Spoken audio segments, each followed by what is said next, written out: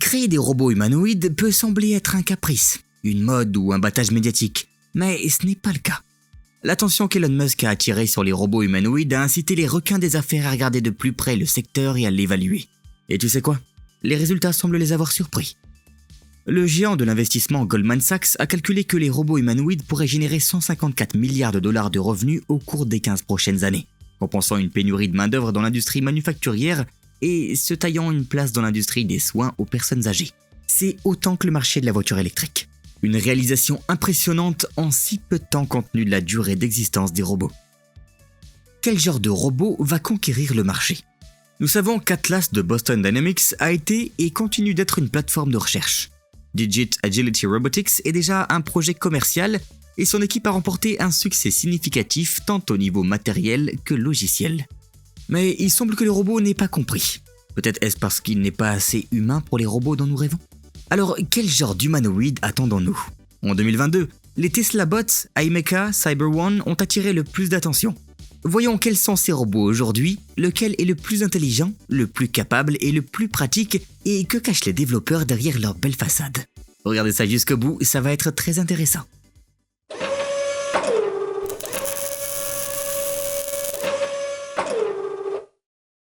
Commençons dans l'ordre. Lequel des robots est le plus intelligent? Ce n'est pas une question aussi simple qu'il n'y paraît, parce que toutes les entreprises ne divulguent pas de telles informations. De plus, je voudrais tout de suite préciser que par l'intelligence d'un robot, on n'entend pas l'intelligence artificielle au sens le plus large. Aucune des machines créées n'a un tel esprit. Ici, nous ne parlons que des capacités du robot à percevoir l'environnement, à y répondre correctement et à effectuer des tâches complexes sans contrôle direct ni programmation par une personne. Commençons par CyberOne.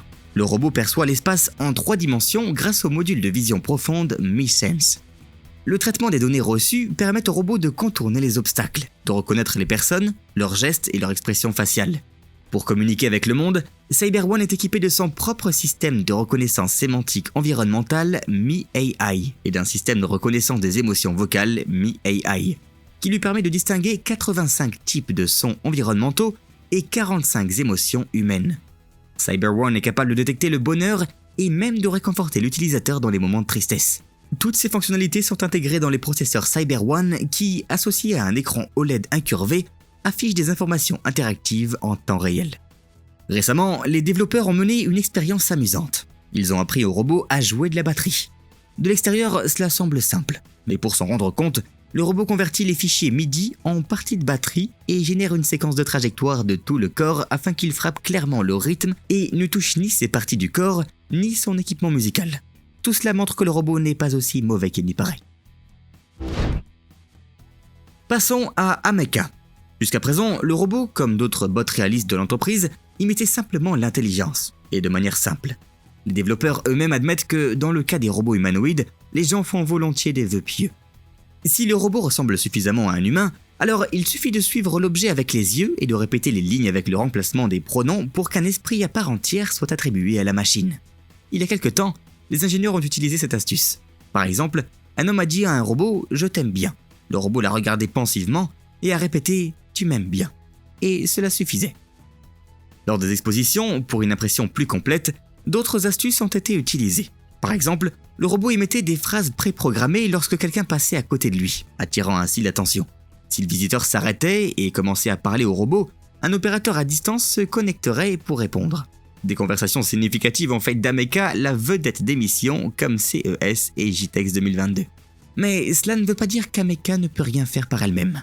Le robot reconnaît la parole via l'API Google Cloud Speech to Text, un service cloud payant à la minute qui offre une grande précision et une prise en charge multilingue.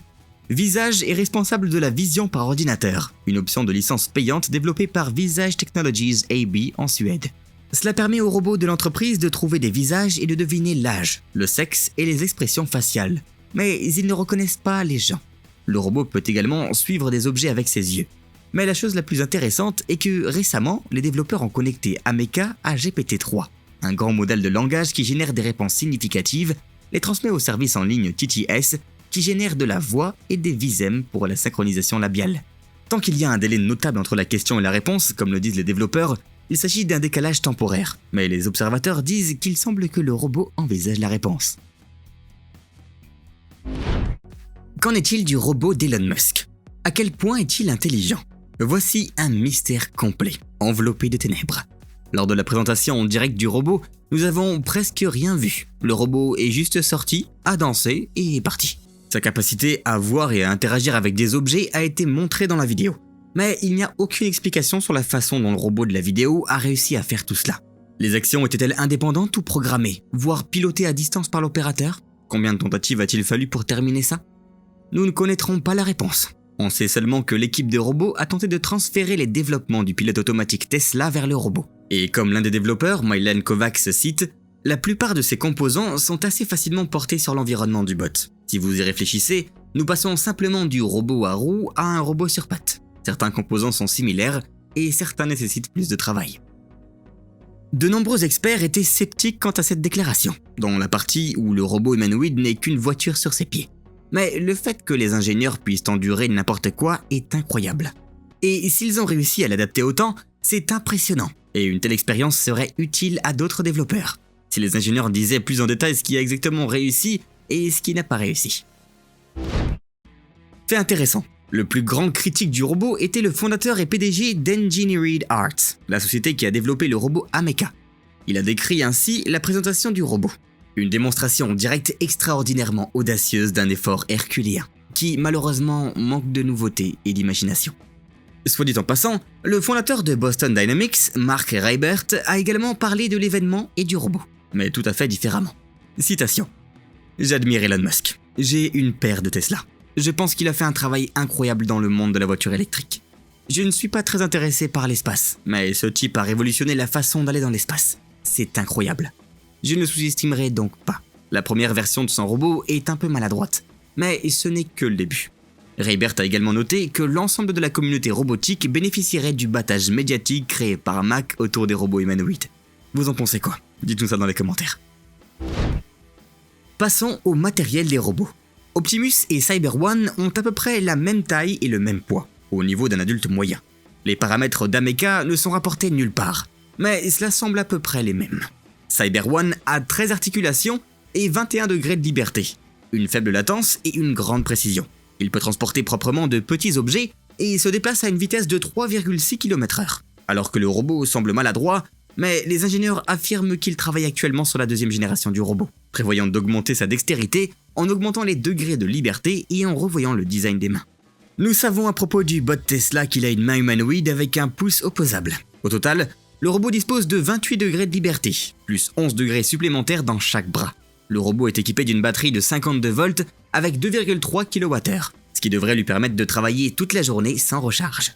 Il peut soulever jusqu'à 9 kg avec chaque main, et l'entreprise a démontré la puissance de ses entraînements en utilisant un piano comme exemple. Soit dit en passant, le robot lors de la présentation a été assemblé à partir de composants disponibles. La prochaine version d'Optimus devrait être assemblée exclusivement à partir de composants développés au sein de l'entreprise.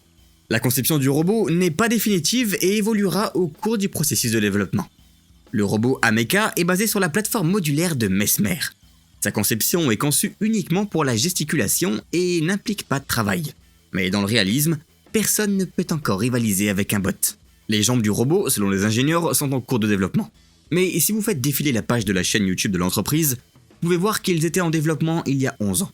Il semble qu'aucun progrès significatif n'ait été réalisé jusqu'à présent. Quant au prix, le prototype Cyber One actuel coûte 100 000 $. Un prototype à part entière, c'est-à-dire avec toutes les parties du corps, Ameca coûte 133 000 $, mais il peut être loué. Mais le prix d'Optimus est inconnu, bien que Musk s'attend à atteindre un coût de production ne dépassant pas les 20 000 $. Quel destin attend les robots dans le futur? Jusqu'à présent, seul Engineered Arts a une vision claire de l'avenir. Ameca est un robot de divertissement et de service, et c'est tout. Bien que les ingénieurs disent qu'un jour le robot pourra devenir un ami et un assistant fiable, eux-mêmes ne feront rien pour cela et ne travailleront pas à apprendre au robot à manipuler des objets de manière indépendante ou à naviguer dans l'espace. Tesla va développer le robot en lui trouvant de réelles applications dans ses usines. Et c'est une approche cool qui, peut-être, aidera à améliorer considérablement le robot en peu de temps. À l'avenir, Optimus devrait devenir un travailleur universel et un compagnon de l'homme. Aujourd'hui, ce n'est qu'un rêve et tout le monde ne croit pas que cela soit possible en principe. Du moins, sans la création d'une intelligence artificielle à part entière qui ne soit pas inférieure à une intelligence humaine. Xiaomi, qui a peut-être été poussé par la hype créée par Elon Musk, voit aussi son robot comme un compagnon humain, mais n'y insiste pas. Et pas non plus sur le fait que le robot deviendrait un véritable produit commercial. Lequel de ces bots sera le plus avancé et le plus demandé dans 5 ans? Dites-nous votre avis dans les commentaires, rejoignez-nous sur Telegram et abonnez-vous à la chaîne, likez la vidéo et ne manquez pas les nouveautés du monde des hautes technologies.